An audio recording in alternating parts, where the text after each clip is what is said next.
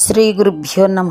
మద్గురుదేవులు చిన్న రామచంద్రయార్ల వారి పాదపద్మములకు నమస్కరించుకుంటూ, శ్రీ సత్యానంద సత్యమయ్యార్ల వారికి నమస్కరించుకొని, శ్రీమద్ భాగవత కృష్ణదేశకేంద్రుల వారు రచింపబడిన శక్తిద్వయ నిరాసకంబైన శుద్ధ నిర్గుణతత్వ కందార్థ తరువుల నుండి 17వ అధ్యాయము గురుదత్త అభయదానం నుండి 6వ కందార్థము, క్రమ సంఖ్య 265. నిక్కముగ బీరపీచులా చిక్కుసుమి విచ్చరాదు చీయరుకన్, మక్కువనే బోధించిన చక్కని బోధాగ్ని చేత సాధించు పోరా. విచ్చే చింత చాలించుకోరా. చొక్కమౌయి బోధకెక్కడ ఈడవును, తక్కిన బోధల దిక్కు చూడక దీన సాధించు పోరా. విచ్చే చింత చాలించుకోరా.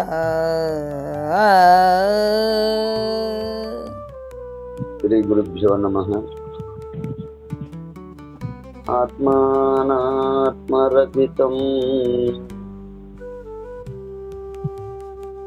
అచల పూర్ణోపదేశికం శ్రీ నిశ్చలానంద నారాయణ గురోర్శిష్యం శ్రీశైల వంశాంబుధిరేవజాతం శ్రీ పరమానంద శంకరేంద్రం గురుం భజామి. మద్గురుదేవులు శ్రీ శ్రీ పరమానంద శంకర నారాయణ స్వామి వారి పాదపద్మములకు నమస్కరించుకుంటూ, శ్రీమద్ భాగవత కృష్ణదేశకేంద్ర ప్రభువులచే విరచితమైన శక్తిద్వయ నిరాచకంబైన శుద్ధ నిర్గుణ తత్వ కందార్థ తరువులు 17వ అధ్యాయము గురుదత్త భయదానము నుండి ఈరోజు మనము 6వ కందార్థాన్ని విచారించుకుంటున్నాము. అంటే క్రమ సంఖ్య 265. క్రిందటి కందార్థములో గురుమూర్తి చెప్పిన ఈ గురుబోధను భ్రష్టులు, అంటే నీ ద్వారా విని నీ బోధను నిందించెదరు. అట్టి మూర్ఖుల మాటలు మనసులో ఉంచుకొని ఈ బోధ విడిచెదవేమో.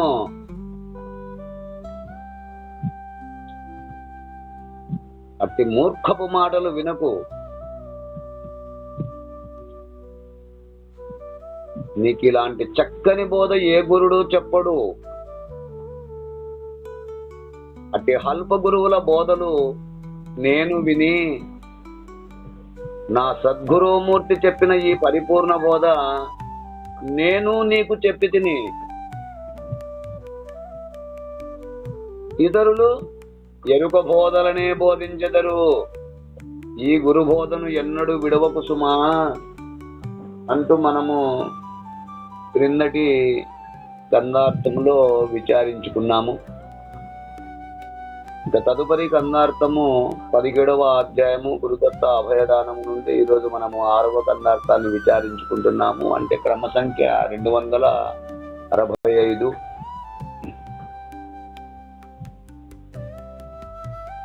నిక్కముగా బీరపీచుల చిక్కుసుమి విచ్చరాదు. నిక్కముగా బీరపీచుల చిక్కుసుమి విచ్చరాదు చీయరుకన్, మక్కువని బోధించిన చక్కని బోధాగ్ని చేత సాధించు పోరా. విచ్చే చింత చాలించుకోరా. చొక్కామౌ ఈ బోధకెక్కడ ఈడవును తక్కిన బోధాల దిక్కు చూడక దీన సాధించు పోరా విద్యే చింత చాలించు కోరా.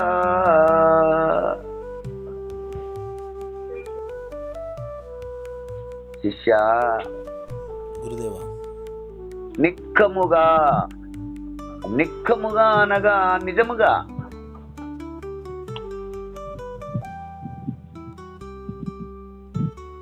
బీర పీచుల చిక్కుసుమి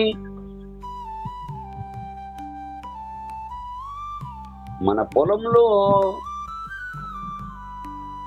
బీరకాయలు పండించినప్పుడు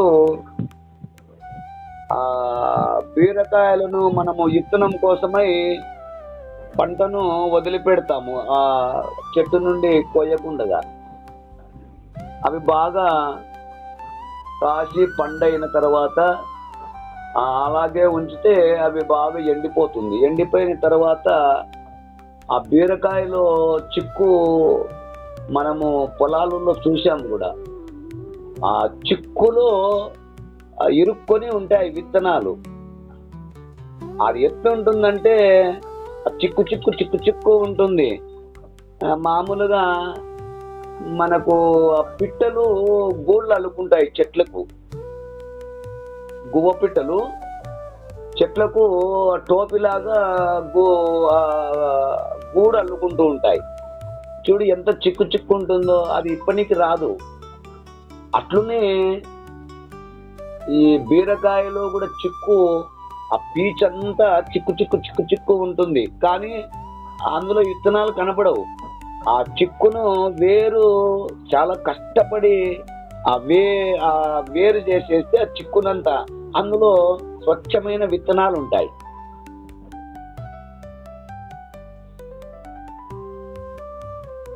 అట్లనే ఈ గుర్తెరిగే శరీరము ఆ బీరపీచల చిక్కువలే చిక్కులతో కూడి ఉండును. ఈ గుర్తెరిగే శరీరం కూడా ఎట్లా అంటే ఆ పంచభూతమయం, ఆ పంచభూత భౌతికమైనటువంటి ఈ శరీరము పంచభూతమయముతే 24 తత్వములు ఇంద్రియాదులతో కూడుకొని 36 తత్వములు 96 తత్వములతో కూడుకొని ఈ శరీరము అనేక 9 రంధ్రములతో కూడుకొని అనేక అవయవములతో కూడుకొని ఉన్నటువంటిదే ఈ గుర్తెరిగే శరీరము. మరి ఈ గుర్తెరిగే శరీరము ఇన్ని ఇంద్రియాదుల చేత ఈ తోలు తిత్తి అనేటువంటిది గుర్తెరిగే శరీరము. ఆ బీరకాయ పీచు ఎట్లుంటుందో చిక్కు చిక్కు, అట్లు ఆ బీర పీచుల చిక్కు వలె ఆ చిక్కులతో కూడుకొని ఉండును. అనేక సంకల్ప వికల్పాలు నిత్యమునకు మంచికి చెడుకు, నిత్యమునకు అనిత్యమునకు, మంచికి చెడుకు, దుఃఖమునకు సుఖమునకు, అట్లే జననమునకు మరణమునకు, ఇట్లా ఒక క్షణమైన విరామము లేకుండా అనేక సంకల్పములతో హృదయ గ్రంథి అనేటువంటిది ముడిపడి ఉంటుందన్నమాట. అట్లా ఈ శరీరము, ఈ గుర్తెరిగే శరీరము కూడా అనేక ఇంద్రియాదులతో అనేక తత్వములతో కూడుకొని అనేక అవయవములతో కూడుకొని ఈ శరీరము గుర్తెరిగే శరీరము బీరపీచుల చిక్కువలే ఆ చిక్కులతో కూడి ఉన్నది. అంటే జన్మరాహిత్యమును కలిగించు మార్గములో ప్రతిపాదనలో ఈ సృష్టికి కారకమైన హరిస్థాన బ్రహ్మమును, ఈ సృష్టికి కారణమైన హరిస్థాన బ్రహ్మము అనగా ఎవరంటే నేనే, ఇంకోటి కాదు. అంటే అఖండ ఎరుకను ఆ మోక్షస్థానముగా నిర్ణయించినందుకు కావలసిన మార్గములు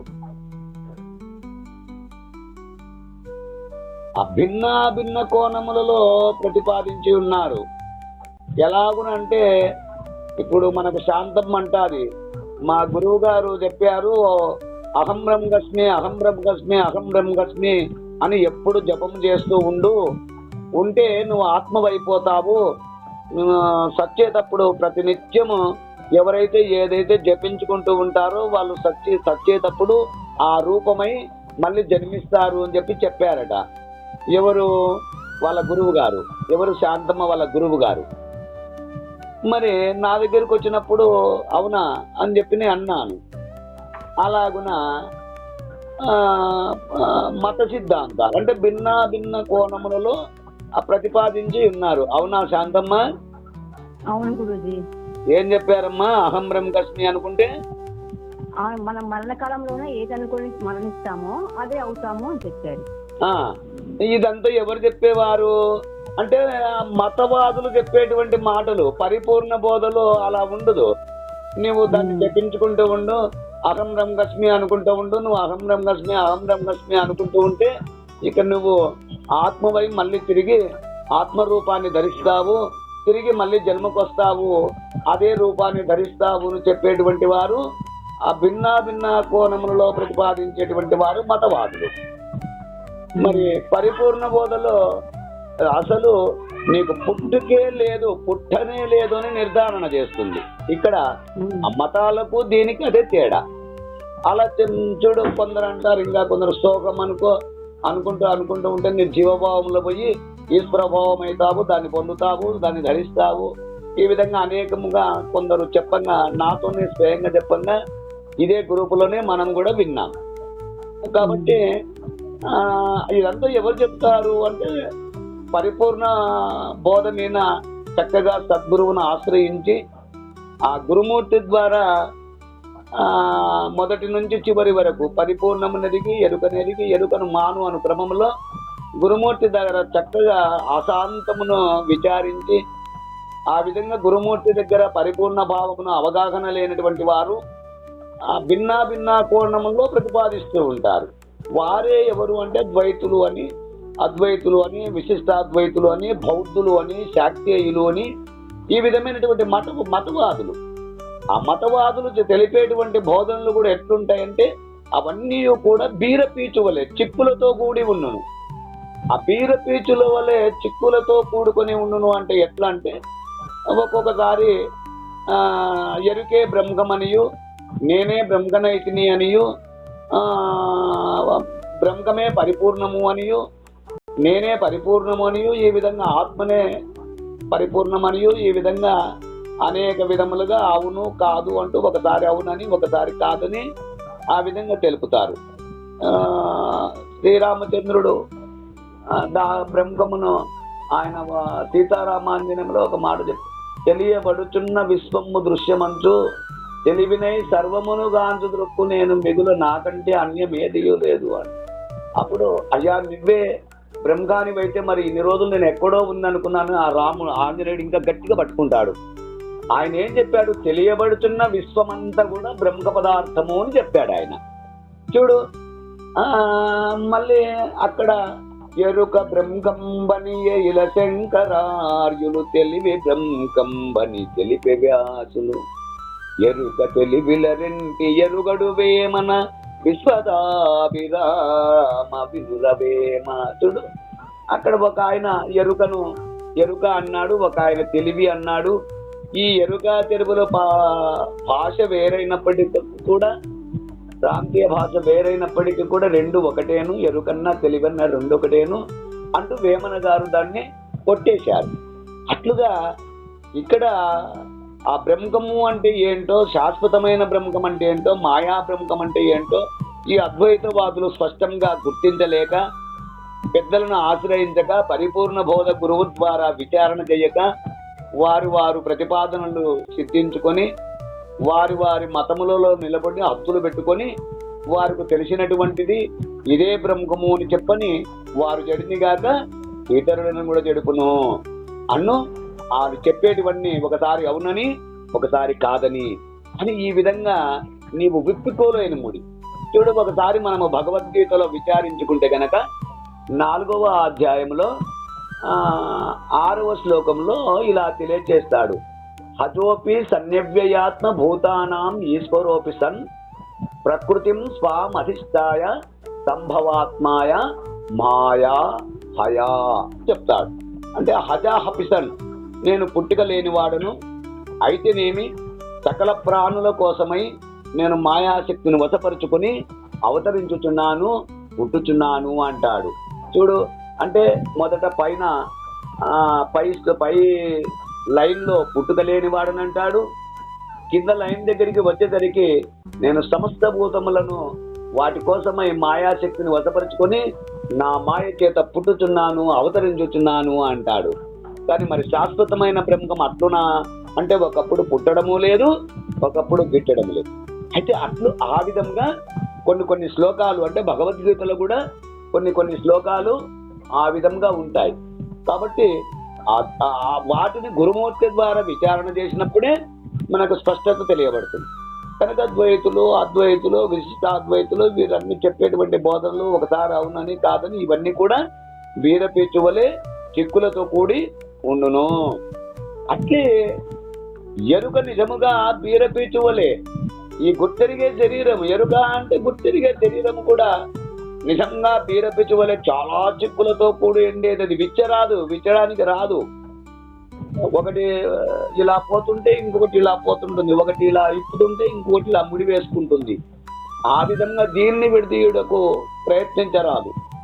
మరి దీనిని ఎలా విడదీయాలి అంటే వివరించి బాగా చక్కగా విచారించుట సాధ్యము కాని అంశము.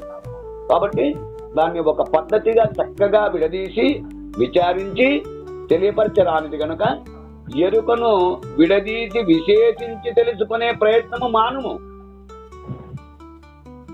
మక్కువతో నాయన ఎంతో ప్రేమతో నే బోధించిన, నేను నీకు ఉపదేశించినటువంటి యొక్క క్రమ పద్ధతి ఏదైతే ఉన్నదో చక్కని బోధాగ్ని చేత, అంటే ఈ అగ్ని అనేటువంటిది చక్కటి బోధ, ఈ శ్రేష్టమైన పరిపూర్ణ బోధ ఎందలి ఆరూఢత విధానము చేత సాధించుకోరా, ఆరూఢపరుచుకొనుము లేక దృఢపరుచుకొనుము.